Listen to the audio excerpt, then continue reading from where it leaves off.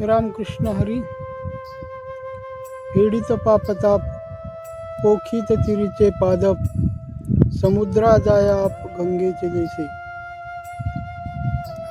माऊली ज्ञानेश्वर महाराजांनी या ओळीमधून अतिशय सुंदर अशा प्रकारचा सिद्धांत मांडलेला आहे, आणि तो म्हणजे गंगेचं जीवन हे समाजासाठी कशा प्रकारे महत्त्वपूर्ण ठरते ते आपल्याला सांगितलेलं आहे.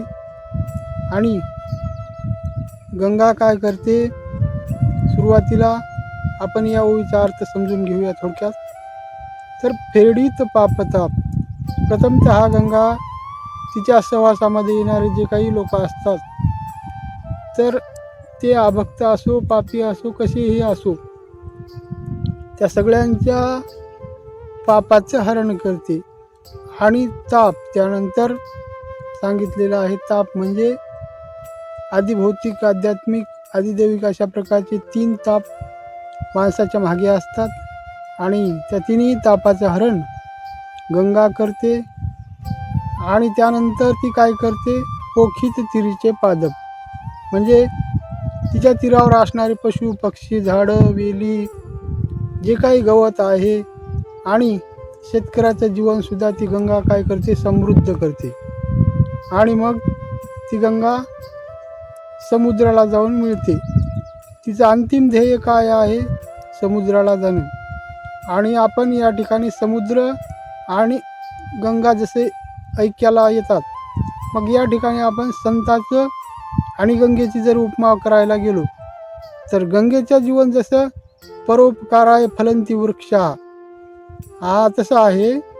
परोपकारासाठी जसे वृक्ष जीवन जगतात, जीवन आपलं आपलं काय करतात, समर्पित करतात, तशीच गंगा परोपकारासाठी आपलं सगळं जीवन समर्पित करते.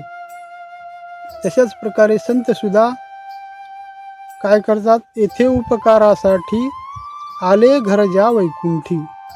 वैकुंठावरून आलेले जे साधू संत महात्मे आहेत, हे आपलं जीवन, सगळं जीवन त्या ठिकाणी समाजाच्या हितासाठी, समाजाचं हित व्हावं, कल्याण व्हावं, या उद्देशानं आपलं जीवन समर्पित करतात. म्हणून गंगा आणि संत महात्मे हे एकच आहेत. या दोघांचंही जीवन परोपकारासाठी समर्पित आहे, हेच आपल्याला या ओळीमधून दिसून येते. आणि अतिशय महत्त्वाचा सिद्धांत आपल्याला या ओळीमधून माऊली ज्ञानोबा रायांनी सांगितलेला आहे. तो तुम्हाला कसा वाटला, त्या ठिकाणी व्हिडिओला लाईक करा आणि कमेंट करा की तुम्हाला व्हिडिओ कसा वाटला. धन्यवाद. राम.